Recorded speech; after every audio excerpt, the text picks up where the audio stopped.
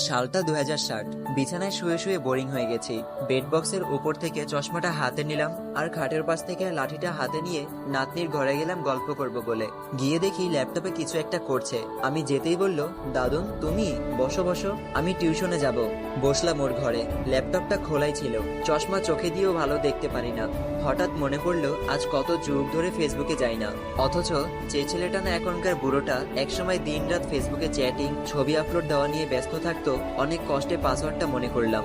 আইডিটা log in করে দেখি ইনবক্সে ৮৬৭৮টা মেসেজ। আইডিটা চেনেই যাচ্ছে না, সব অপরিচিত লাগছে। ফ্রেন্ড সংখ্যা ছিল ৪৭৮৮ জন, কিন্তু এখন চ্যাট লিস্টে আছে ২৮ জন। বৃদ্ধ হয়ে যাওয়ায় হয়তো ওরাও আর ফেসবুক চালায় না। ইনবক্সে ঢুকতেই আমার ক্লোজ কয়েকটা ফ্রেন্ডের মেসেজ, বন্ধু শরীরটা ভালো নেই, বেশি দিন হয়তো বাঁচবো না।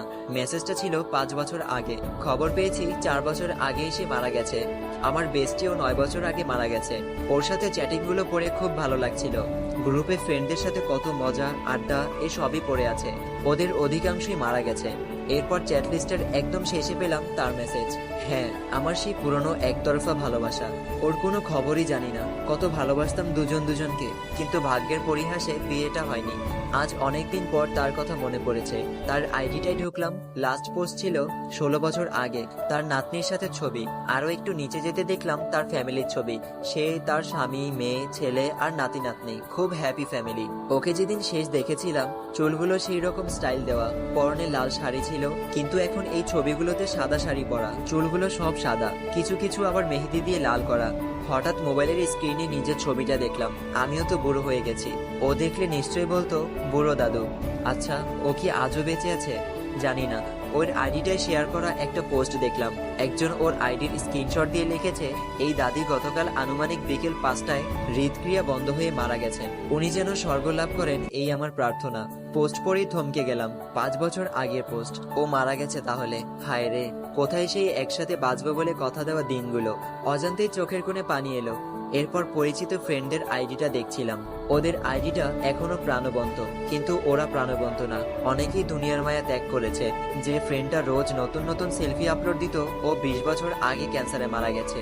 খবর শুনে দেখতে গেছিলাম। মজার মজার জোকস পোস্ট করা ফ্রেন্ডটার খবর জানি না। লেখক ফ্রেন্ডটা ৮ বছর আগেও একটা পোস্ট দিয়েছে, ওর ছেলে ওকে বৃদ্ধাশ্রমে ফেলে এসেছে এই নিয়ে। ওর সাথে যোগাযোগ নেই। এরপর আমার আইডিটায় গেলাম। এত ট্যাগের ভিড়ে নিজের শেষ পোস্টটা পাচ্ছিলাম না। এই তো অনেক কষ্টে খুঁজে পেয়েছি। ৩৩ বছর আগে আমার স্ত্রী আর মেয়েকে নিয়ে ঘুরতে গেছিলাম, সেখানকার কয়েকটা পিক। আরো প্রিভিয়াস পোস্টগুলো পড়ে কখনো হাসলাম, কখনো কাঁদলাম। হঠাৎ নাতনি ডাক দিল, দাদু আমি রেডি, টিউশনে যাব, ল্যাপটপটা দাও। আমি বললাম, ল্যাপটপ নিয়ে টিউশনে যাবি? নাতনি বলল, আরে তুমি আদি যুগের মানুষ, বোঝো না, আমরা তো ভার্চুয়াল ক্লাস করি। আমি বললাম, ওহ, তা বই খাতা লাগে না? নাতনি বলল, ধুর কি বলো, ক্লাস করতে বই খাতা লাগে?